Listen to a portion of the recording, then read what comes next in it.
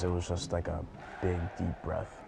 We are here, we're doing the job, we've scored the goals, we've done what we need to do to win the game. Finally, when the final whistle blew after OT, it was like, I was like at tears. You know, even during the game, I was at tears, like, what is going on? Like, we're getting the job done, we're doing it, you know, and it's still kind of surreal that we are here now. In the cold rain and the snow, they came out to support the team.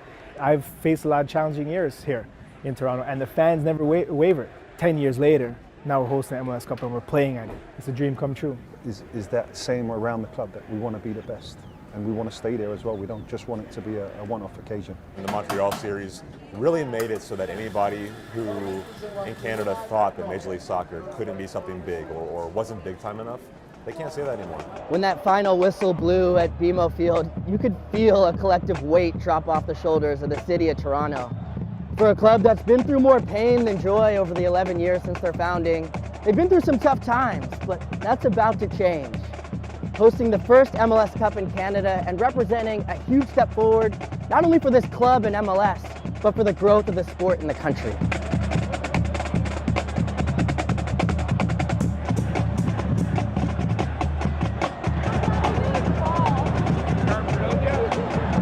Yo, what's up, man? Congrats, man. We have our first professional team here, and it was, as soon as I seen that, I was like, I want to play on this team. I want to play pro in my city. And from there, just a lot of us just put our head down and just grinded every single day to make it come true. And then it finally happened. It builds a different kind of fire inside you, you know, because everything you do is that you're playing for your city, for where you live and grew up, where your family lives, where your friends live. So it's more than just playing for a club. It's just the whole passion behind it. It's like, this is, your city is in your blood, basically. For me, I know nothing more than just Toronto, because it's part of me. Yeah. Oh yeah. Maple latte life. Yeah. No, always Canadian maple. Always. Always. This game's gonna be freezing. I'm already dying out. We're just walking around town. But you grew up in this, right? Yeah. I remember playing for Team Ontario. We had to, for our warm-up, they actually gave us shovels to shovel the 18-yard box outside in December in the snow. It was like the craziest thing. We were just like, what are we doing outside? Why are we doing this? And they, of course, would say, this will make you tougher. You appreciate this later on in your life. It's like... Meanwhile, I'm in California like, it's a little rainy outside. I think this is more of like an indoor day. I looked this up before I got here. I think you have the most appearances for the club right now? Yeah.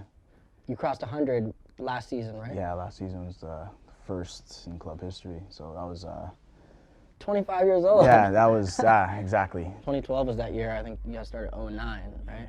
Yeah, it was that was a dark time for the team, the city. One time, the fans were chanting "Let's go Blue Jays" during the game, and back in 2012, and that was hard. That was hard. DC United victorious, 3-1 over Toronto FC. Toronto is now 0-9.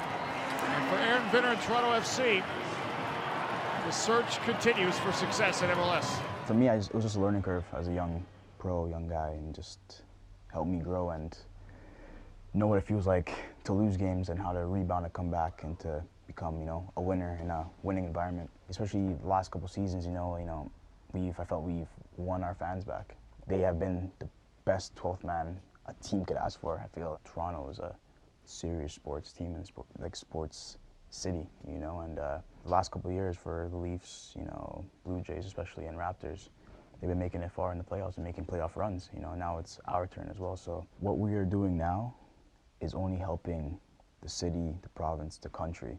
You know, I feel a lot of kids now could realize like they can play in Canada, play pro. They don't need to go overseas to play.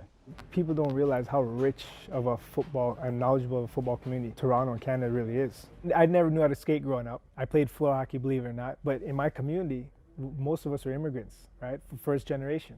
So soccer was a sport. Soccer, You're from cricket. Guyana. Your parents from Guyana. Guyana, yeah. So it was soccer, cricket, and everyone, and you know, everyone in the community, that's what they played. You know, it's so diverse, it's so multicultural, and every culture has their own leagues, their own programs.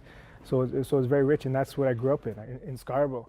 You know, I remember in my apartment, every single neighbor was from places that I never even heard. Like, I knew about Afghanistan before anything. You know, I knew about Sri Lanka and Somalia, and they love their culture so much because they're free to express their culture so much. You have to have a sense of national pride, and I think that's what sports helps to magnify and create in a diverse culture and society like Toronto. Are you out there teaching guys the D-row dance after your goal celebration? No. Well, some of them actually some of them are pretty good. Some of them are actually better than me. I'm a little stiff in the hips now, but. So I got to admit, man, when I was in Chicago, before I even came to Houston, I was always hyping D-row, everything, because I was like, I just loved your game. Thank you. And the guys in the team used to give me some stick because they were like, "Are you gonna get his jersey at halftime before the game?" I never got a jersey, man. So oh really? You never asked? I know. But like, I think it was because I was looking over my shoulder at people giving me.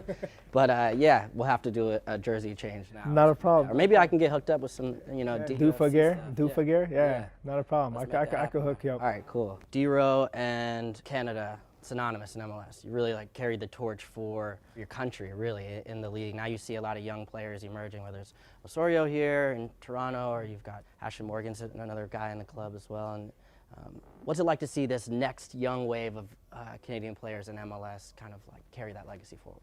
Oh, it's great, and I hope they take it further than I did. I'd love to see them take Canada to a World Cup. It's something that I tried and fought tirelessly trying to do, and with TFC's success, that creates more of opportunities that young kids like them and these kids that I have here have more opportunity to see the game firsthand, to learn more about the game at a younger age. What made you want to finish training and then start a program for inner city kids to learn how to play soccer?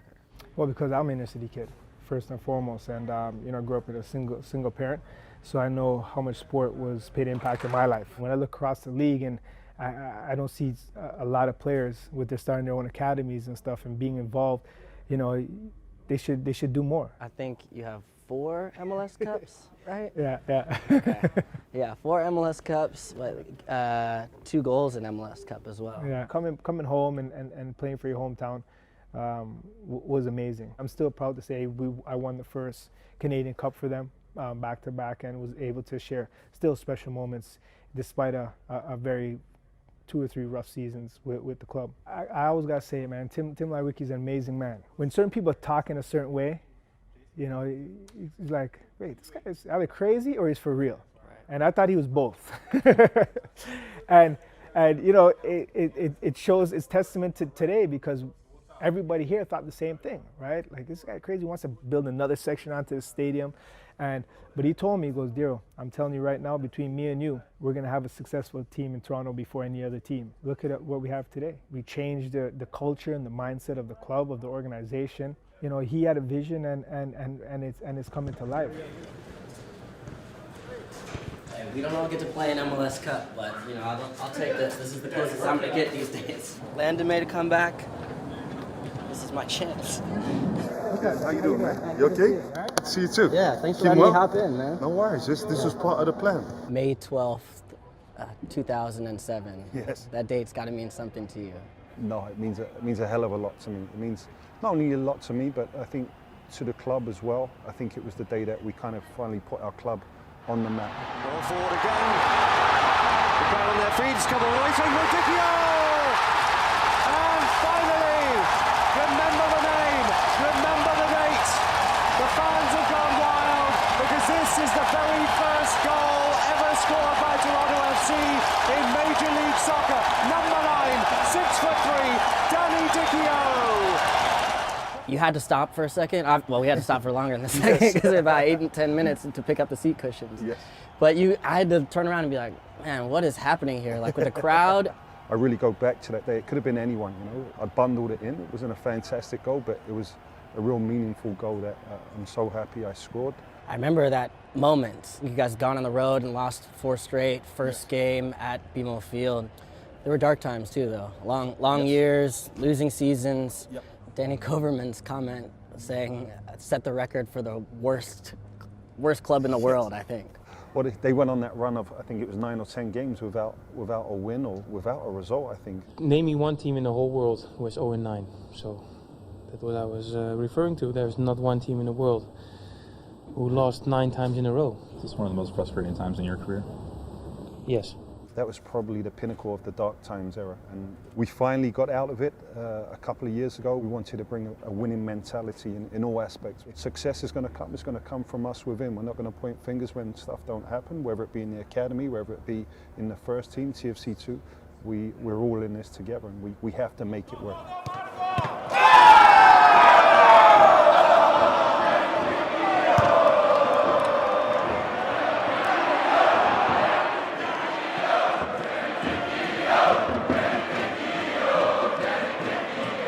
24th minute comes around. What do I hear? Danny Dicchio, the song, yeah. And I was like, oh, because I think MLS has a lot of new fans. But it was cool for me to see, oh wait, no, the knowledge base of the supporters group here is honoring the, where they started as well.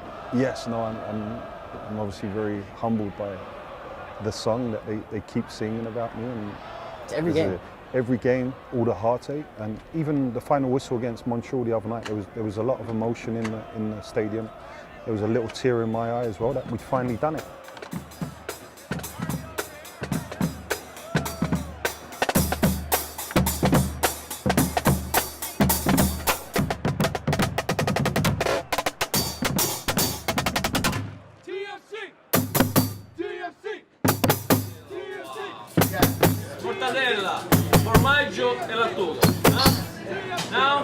This is like, I feel like I'm in Italy right now. Yeah. The whole crew here going through being like, ciao Bella, like, this place is amazing. Yeah. How'd you find out about this place? I mean, it's well known in Toronto that Giovinco maybe doesn't prefer Tim Hortons coffee or Starbucks like you or I.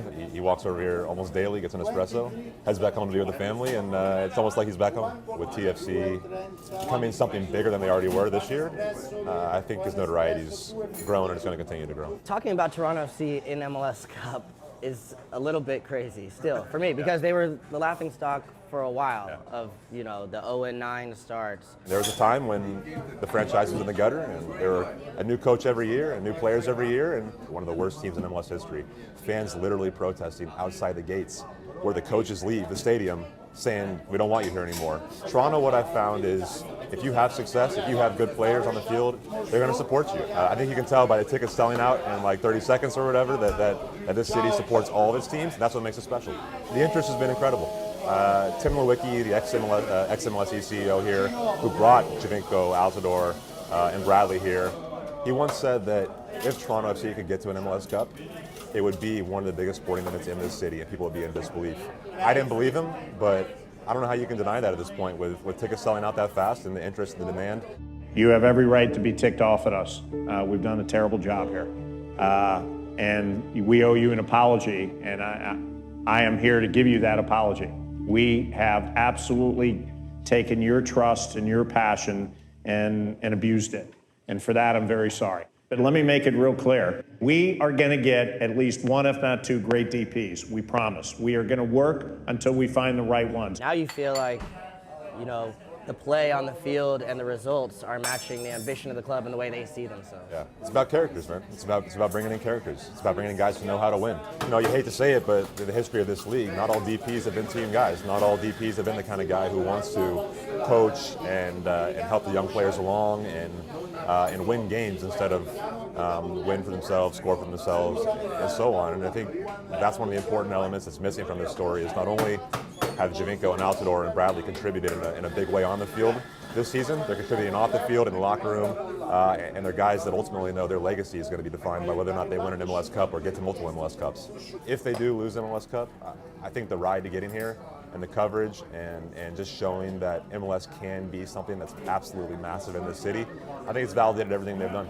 I'm getting calls from people that they're sports fans, but are they soccer fans? No, but they want to be involved. They want to be a part of the success, and they want to see that atmosphere after watching it on TV last week. So the support has been magnificent. Exactly.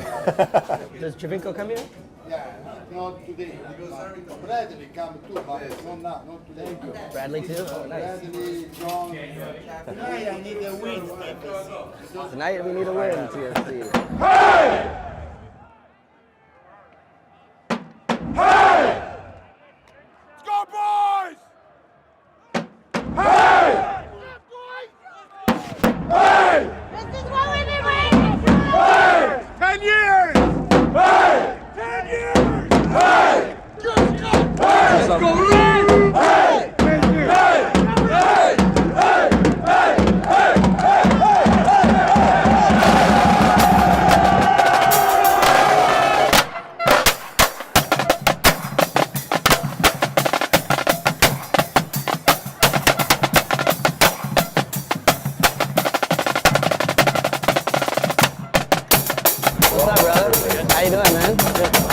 No interview this time? Well, I didn't get the call up? All-Star by MLS Cup, I can't get up here? It was like a Berkeley thing. Like, that was the first time I got on Jumbotron. I've like been itching for it ever since. How many NYCFC players do you know doing work? Let's get it. Players Tribune. Living that internship life, man. A man after my own hustle, man. I like that. Hey, what's up, brother? What's up, brother? Look at that jacket, man. Killing it. How you doing, man? You staying warm? going up in the suite. Ooh, that sweet light. Go, faster, faster, faster.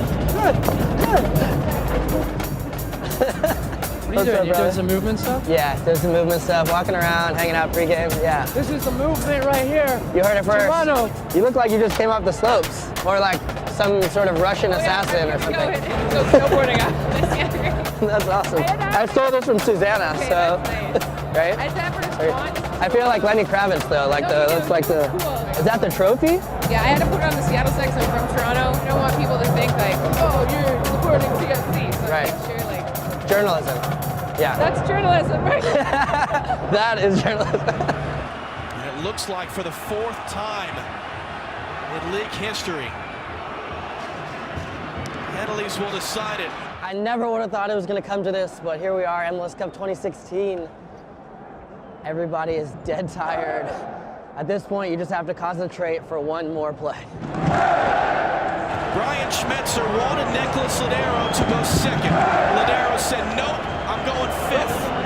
And the newcomer of the year, who was involved in a penalty shootout in the Copa Libertadores earlier this year with Boca Juniors, needs to make this. If he misses, if Irwin saves, Toronto wins MLS Cup. Clutch keeps him alive. Ladero, cold as ice. How about that from Ladero? And we're going to bonus rounds. Justin Morrow, he'll be taking this in the 6th round as he begins sudden death rounds against Stephen Fry. Off the bar, and Seattle now a kick away from winning it. Oh, that hurts. Oh, that hurts. Roman Torres, who impressed all of us last year at the Gold Cup, but then missed an entire year with an ACL injury return. Big man, Roman Torres, steps up, center back. He's been the man of the match for me today. Just wins it all. Seattle, MLS Cup champions. Wow.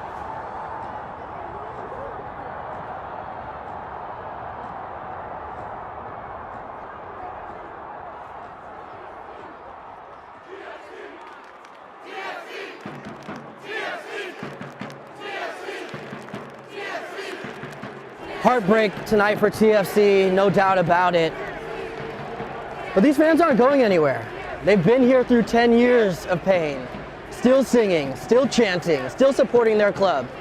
Starting with Danny Dichio back 2007, first goal right here in this stadium, carried forward with guys like D-Row, and then inspired the next generation like Ashton Morgan, a young kid from Toronto who's now representing his club. And the exciting part for me is how many kids were in BMO over this magical run and been inspired by their heroes on this field tonight and wanting to represent and wear red themselves one day. They feel proud of their city, their club, and while this club hasn't fulfilled the final promise of hoisting that trophy, the future's never looked brighter.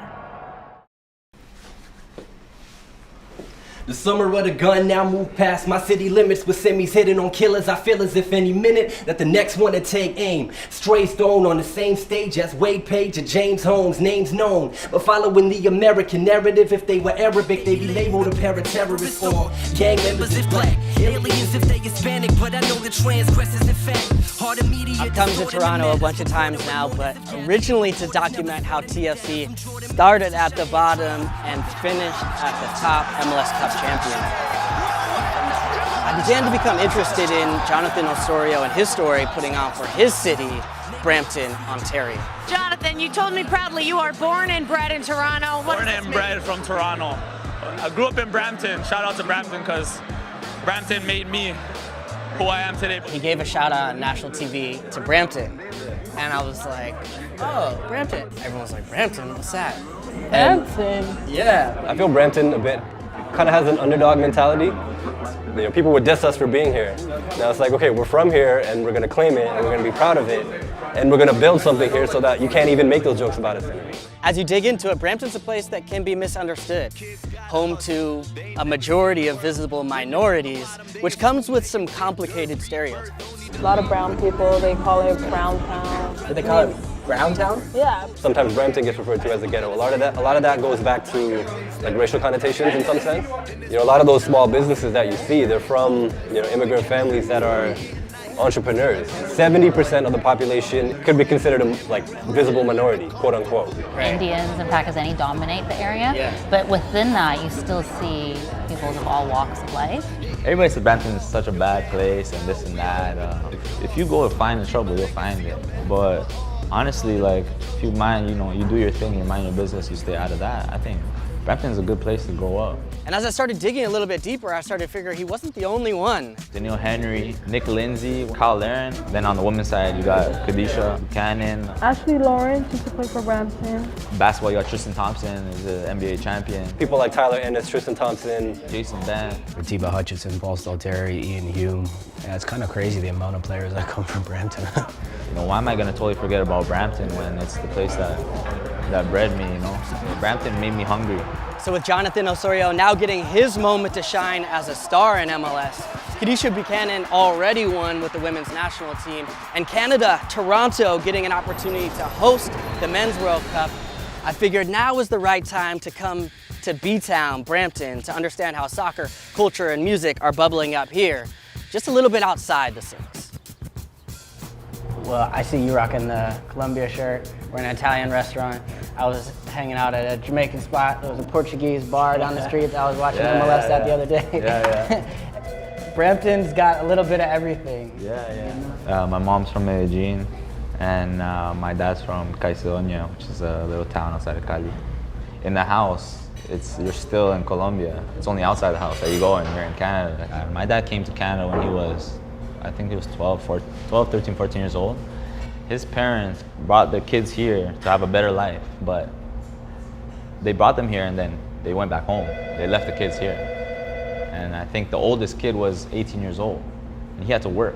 It's probably like a lot of immigrants here is similar. When they had me, they had me in Toronto. We came to Brampton when I think I was 6 years old. Why did they end up moving from Toronto to Brampton? Financially, it was just better to find a place out here in Brampton. It was like a new area. This was a very new area for a decent price. And then when I got to high school, actually, a lot of my friends were Jamaicans. You know, it's nice, it blends in when it comes to sports and especially football. Like, everybody has a little something different to them. And I think that only made it more competitive, more than anything. How would you describe Jonathan as a player? Hungry. He's got a real appetite for the game. Jason Bent is an OG in Canada soccer, one of the first Canadians ever to sign for MLS. He's worked at every level at Toronto FC, from the academy to the first team, and is a Brampton native himself. He's always had those light feet and quick feet, and because he's so comfortable with the ball and he's got a little bit of wiggle to create some space for himself. I used to only go to play futsal, so a lot of Latinos. We had our own futsal league. That's where the wiggle came from. And I went to a school that had like a lockdown every month. Like there was bad stuff happening. It made me experience things that maybe some other guys didn't. There's a Catholic school, a public school. They're basically right, these two fields away from each other. But at lunchtime, they're warring, there's fighting, there's all kinds of stuff. But their soccer programs are unbelievable. It was a big hip hop culture, I think, in my school. And now, you know, that's kind of what I listen to now. And it's shaped me. It's really shaped me. And now with artists like Drake and The Weeknd and Bieber, it's just exploded. And because, you know, the ship of Toronto has started to rise, now the waves of the surrounding areas are starting to rise now as well. So we're kind of like the ripple effect. Brampton's the 9th largest city in Canada, but it seems like a suburban town you'd see potentially anywhere, until you look a step closer and you see in the strip malls, one next to another, a different type of food, a different ethnicity, a different culture. So Noise is a rapper that brings all of those things, his culture, his heritage, and his pride together through his music. A common thread between a lot of Brampton residents is because they grew up the same way. So we're dealing with a lot of recent waves of immigration here. A lot of parents were probably born in other places of the world, and so the kids here are kind of navigating that balance as far as, I'm born here in North America, I'm born here in Canada, but my parents are born somewhere else, so how do I kind of balance these two mentalities, how do I balance these two cultures and try to bring them together and make sense of them? I was talking to Jonathan wearing a Colombia shirt. His family's from Colombia repping, but also plays for the Canadian national team. Proud of both. I think what we tend to miss when we talk about multiculturalism is that there are reasons behind migration, whether it's displacement, whether it's because of war, whether it's because of poverty, whatever the case may be. And when you're here growing up amongst that, you can't help but be exposed to these other people's stories. You never talk against the government. Because if you do, there's a saying that you get hidden behind the moon. If you try to speak up, freedom of speech is not accepted there. And that's what was happening in Syria. It's our duty, I think, as Canadians to lend a helping hand to those that need it. We have the capacity to, help other countries. So it's not about invading another person's country and taking over their oil. It's about how about lending a helping hand and get them help if they need to get out. Of the 900 Syrian refugees that have come to the Greater Toronto area, over 200 have come to Mississauga and 48 to Brampton in the last year. So I met up with Naveen Fares, someone who I'd been talking to for a while about her project with the Syrian Eagles to discover how these Syrian refugees are making a home here. What was the experience like for the team to be able to go to TFC, meet players like Dwayne Osorio, and also be there for the championship run and at the MLS Cup final? So they came with their traditional tablas and their flags and everything, and they made their signs, and one of them was thanking Trudeau. Like, thank you, Trudeau. So they're very appreciative of that. The language of soccer. That's really what it is, right? We noticed that there's a lack of programs for the males, like the adult males. You see things for women, you see things for kids, but really nothing community-based for the males to integrate. So I have nurses, I have doctors, I have engineers, I have teachers. And unfortunately coming here, this is the difficulty, is that you need the Canadian experience. So having that resume to qualify you and the education to qualify you to perform these careers here. They're trying to support their families, so they're picking any kind of job. A lot of them are delivery boys, pizza delivery boys, evening taxi drivers. And I'd love to tell you, Brampton's even populated and income there, like for even just rentals, is high. You have to think even going further out of the city. There was a lot of single mothers that moved from like inner city areas in the Toronto to get away from that and go out to Brampton. It used to be a really nice place to kind of affordable housing, raise your family. I was born in Toronto. I would say like the ghetto. So when I was about like 5, 6, Brampton was more of a better way for me and my sisters because it wasn't a good area for us to be growing up in. I'm the youngest of my 6 sisters, so it's like a dog eat dog. Like you always want to be better, do everything. How many sisters? I have 6 sisters. So we're always fighting. Who could do the most keep ups?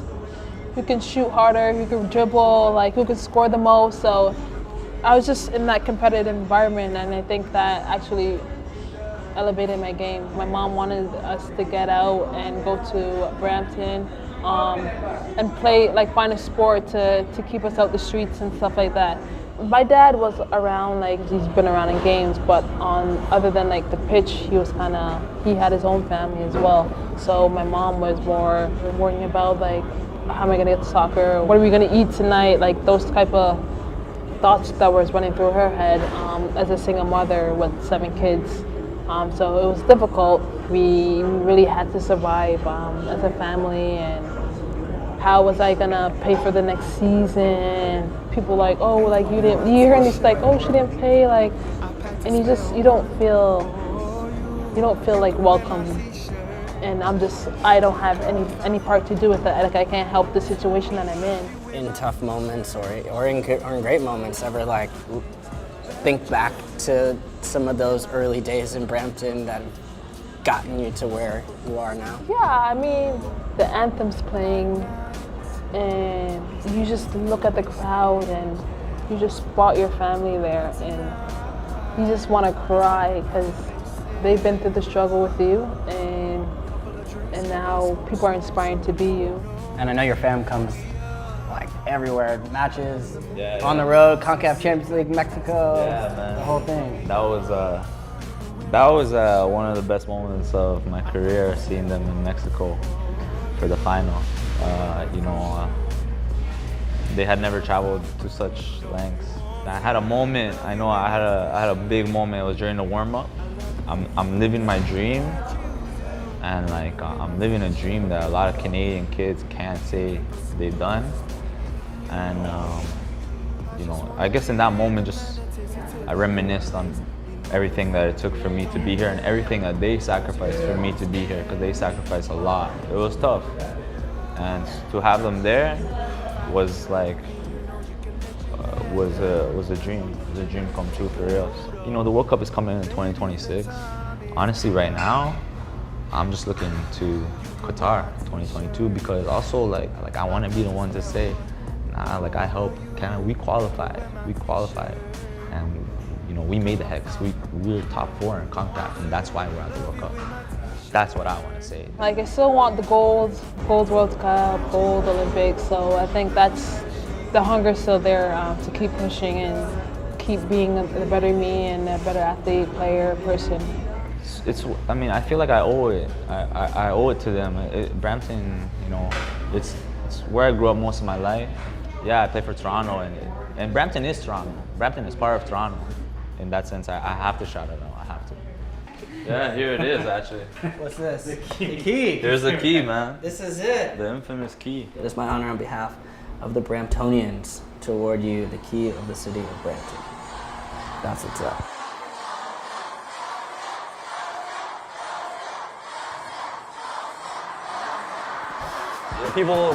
People from New York don't just say I'm from New York. They're very territorial. Like, oh, I'm from Bronx, I'm from Brooklyn, I'm from Queens, right? And like, why can't we have that here as well? Like, why can't we rep our specific neighborhood that we're from without having to default to the largest major city?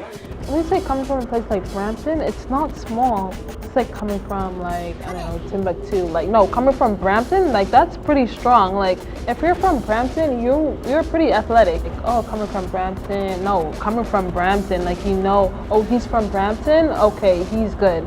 It's kind of like that bragging rights. Like, people here, like, bragging rights is a big thing here when you win. Like, when you win and you get talked about, like, and people strive to get that feeling. And the whole time I'm thinking, like, yo, I'm sick too. Like, they just don't know. Like, that's the culture here. That's the culture I grew up in. I think that's the Brampton culture. But if we can corner the market and just B-Town represent and take over, then I'm all for it. We can put our talent up against any other part of the world. We believe in ourselves that much. Browntown, Bangladesh, people just look at it at like a very surface level and be like, yeah, a lot of brown people live there, a lot of South Asians live there. But if you go deeper into it, there's like literally every part of the world converges here. And for the large part, coexists here and is trying to do something great here. To see someone like Jonathan and say, hey, he's from here, it can make dreams feel tangible. Following the pathway and what it leads to is still wallowing the glass maze with a bleak view. Can't serve my captors. Matter of fact, word to kill a mic, I'm trying to murder my masters. My chapters. Looking back at the World Cup, we're looking forward to the ones coming. Much of the talk on player development centers around Black and brown communities playing in the biggest of cities in the inner cities. But look no further than the boys from the Banlieues in France to understand that some of the best players in the world often come from refugee and immigrant backgrounds in the cities outside the cities. Well, Brampton is that place and is that underdog story. But if Oso and Kadisha have anything to say about it, it might not be the underdog for long. Backwards, I'm throwing dirt on my Caspers. Clash with mind, body, and spirit, but adapted and factored in the elements after. Treading my path instead of dwelling with my head in the... Hands up! On Toronto! We love you so! We sing for you no matter rain or snow! You know it's true! Our love for you! So win the cup and make our dreams come true! PFC! After witnessing the pain, the agony of a heartbreaking defeat at their home field, Toronto FC is back, continuing to march forward to the Supporters' Shield the Canadian Cup championship, and now this moment at MLS Cup again, a rematch, a chance at redemption. Now the players will have to take care of it on the field, but these fans, the supporters, tell the story. People responding like that and just the crowd energy, like that was something that you got addicted to really quickly, and it was incredible to see. I think what, predecessors of ours like Red Patch and New Sector did was it sort of stepped everybody else's game up. People came to Toronto and thought, oh, there's another level. Kings of the North, how did the group overall start or evolve? So I'm a co-founder of the group along with a couple other guys. We were sitting around and during the 0-9 streak, man, what are we doing? Like, is this gonna be worth the heartache? But we were like, yeah. So we doubled down and created the group and sort of started finding like-minded people, supporting your club and supporting the people around you in the seats. I think that's as important as supporting the club to us, right? You share all the highs together, you share the lows. You lose a cup final and you come back to a bar and everybody's sort of hugging and patting each other on the back and saying, we'll get them next year. Well, don't worry, it's only getting better. Like, this love of this team in your city brings you together in ways that you would never imagine. And I feel like sometimes to be a supporter, it's kind of like the logic of the irrational, you know what I mean? Like, it's kind of like that nobody should have a love for a sports team or an entity like that, but we just do. That's just how it is. It's kind of tribal. Toronto supporters just don't quit. We just don't know when to quit. Can I ask you a question? Sorry, yeah, please, yeah, of course. In terms of being a player, you're on a pitch and you're focused on the game, right? But how much does the sort of supporter thing impact you as a player or as a team? Is that something you notice? Is it something that you sort of have to block out? I remember 2011 losing to the Galaxy in LA, and the next year getting a rematch, another crack at them. And we warmed up in the far corner, and the whole stadium was just LA. Yeah.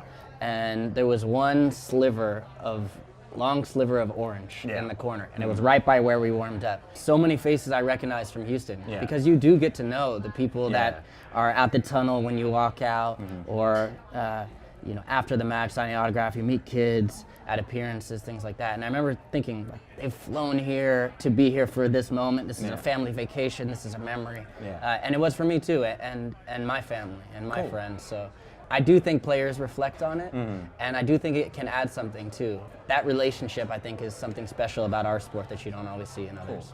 I'm almost afraid to say it. If TFC doesn't win it and suffers another loss at home, to the Sounders no less. Nope. Nope. I'm not even gonna entertain it. Okay. Just not happening. Not. Okay.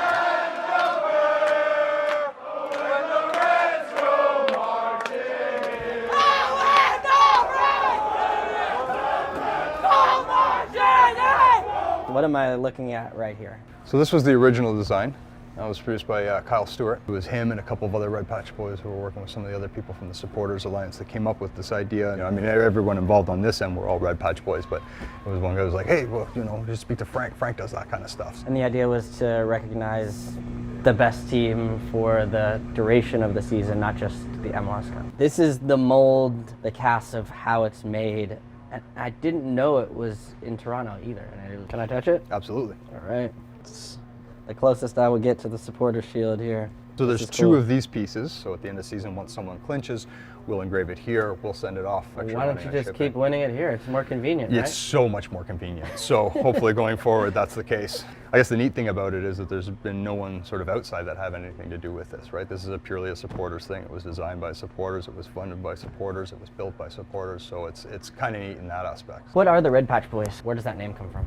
The name comes from, there's a military history to it. I believe it was a World War II Canadian regiment, whatever, that had Red Patch, and that's where the Leaf logo came from as well. Your history with the club goes back quite a ways as well. Yeah, we were at the first game. I had my boy there, and babe in arms, and we were at the first home opener there, and had season tickets off the hop in 109, moved to the supporter section probably about 3-4 years ago. I've heard you're a soccer family. Your kids play soccer. They don't My boy play plays soccer, hockey, yeah. right? No. That's different for Canada. It's one of those things you should try your kids in whatever, and whatever they take to it is what it is kind of thing. I don't think he found hockey particularly civilized, and the cold rinks and the skates and all this equipment. And Are you seeing that starting to change a little bit, where more, especially kids here in Toronto, are taking to soccer, and is TFC a part of that? TFC is certainly a part of that. Anytime you have a winning team, you're going to win a generation. And it's been a long time coming, right? I mean, a lot of the old dogs there have been there since day one. So it's nice to have gone, basically from the bottom all the way to the top and be around to see it. With the boy, it's obviously going to be, pretty special, because that's something that he'll remember for the rest of his life or whatever. So it's good to be a part of that. It's good to be a part of a championship game. I mean, everyone's like, oh, you remember the first time that, so-and-so won or whatever. It's kind of cool to say, yeah, I was there. Give a prediction about what's going to happen, because this is going to air after the match. My prediction is that Toronto FC is going to leave no doubt this year. They're going to win 2-0 in regulation. They're going to win 2-0. Wow. Mark it down. You heard it here first.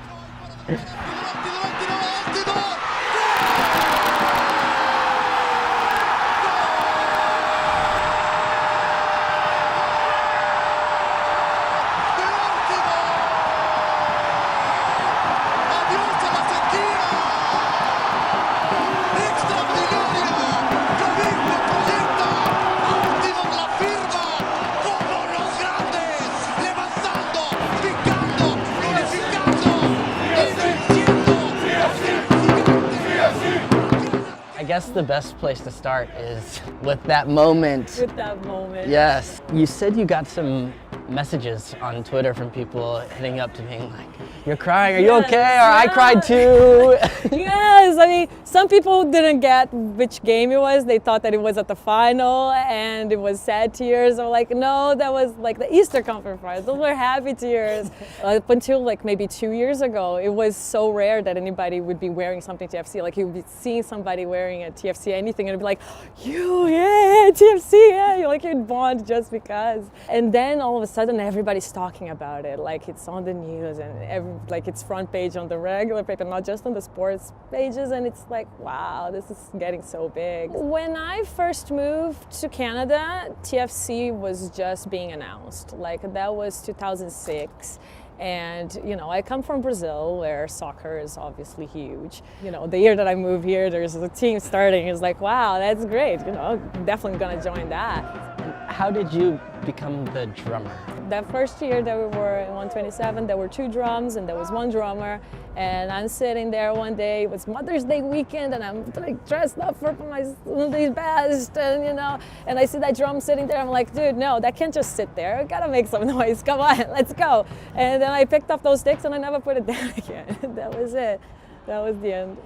Seeing everybody's expressions, like almost experiencing the game through their point of view. Because if you're watching, you're paying attention and you're feeling your own emotions, but when you're feeling everybody else's emotions too, because you can feel their tension when something goes close, you can hear it. And then I think we lost 1 game at home this season, and it's like it really feels like you feel like you're part of that. Any specific goal scorers? I think not Bradley, Vasquez might give us one. He's been good, he's been consistent, and I feel like he's hungry for it. Giovinco, it's through for Armando Cooper. Armando Cooper off the post, and knocked in by Vasquez. Toronto FC will win MLS Cup for the first time. Vasquez makes sure deep into stoppage time, and the celebrations can begin. As the team in red celebrate winning the 2017 MLS Cup. As the referee takes a check of the watch. In a year when they have rewritten the record books, the greatest season in MLS history is now complete as Toronto FC win their first ever MLS Cup. And the trophy will have a home north of the border for the first time. Toronto FC champions. I remember standing in this exact spot a year ago and feeling the disappointment, the heartbreak of the fans right behind me. And now you turn around a year later and these same faces are crying tears of joy. You can talk about this team on the field all you want. Supporter Shield, Canadian Cup, MLS Cup champions, best team ever. But it's the culture around the club that matters most, and it's the people that support this club in the toughest of times and in the best times that get to have their moment now. And getting a chance to experience it with these fans, there's no better place to end the season than right here. Want to see some more of this? Check out these goals over here. Hit subscribe to get all of our videos.